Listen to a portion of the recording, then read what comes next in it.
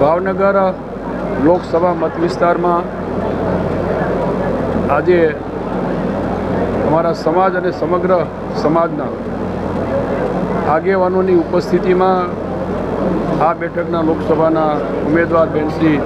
નીમુબેન બામણિયાના સમર્થનમાં આ બેઠકના પ્રવાસમાં હું આજે આવ્યો છું. મારી સાથે આ વિસ્તારના સન્માનનીય પૂર્વ પ્રદેશના અધ્યક્ષ અને સન્માનનીય ધારાસભ્ય જીતુભાઈ, અભયસિંહભાઈ, અમારા પૂર્વ સાંસદ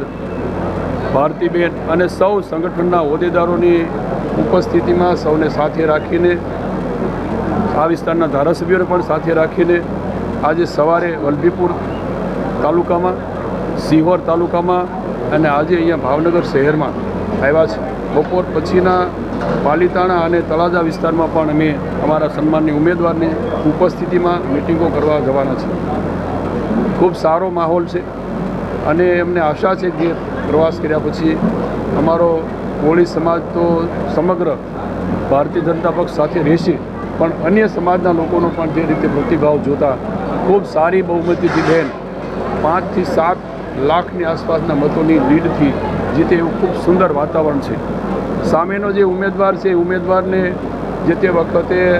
બોટાદ વિધાનસભા વિસ્તારના મતદારોએ ભૂલ કરી હતી, એવી ભૂલ હવે ક્યાંય આ વિસ્તારની અંદર અમારા સમાજના લોકો કરે એવું ક્યાંય જોવા મળ્યું નથી. અને સમાજના લોકો અને અન્ય સમાજના લોકો જે રીતે બોટાદની વિધાનસભામાં જે તે વખતે ભૂલ થઈ હતી એનું પુનરાવર્તન ન થાય એના માટે અમારા સમાજના આગેવાનો પણ અમે બરાબર લોકોના ધ્યાન ઉપર અને અમારા સમાજના સૌ નાના મોટા ભાઈઓ બહેનોના ધ્યાન ઉપર અમે મૂકી રહ્યા છીએ. એટલે આ સીટ અમે લગભગ અમે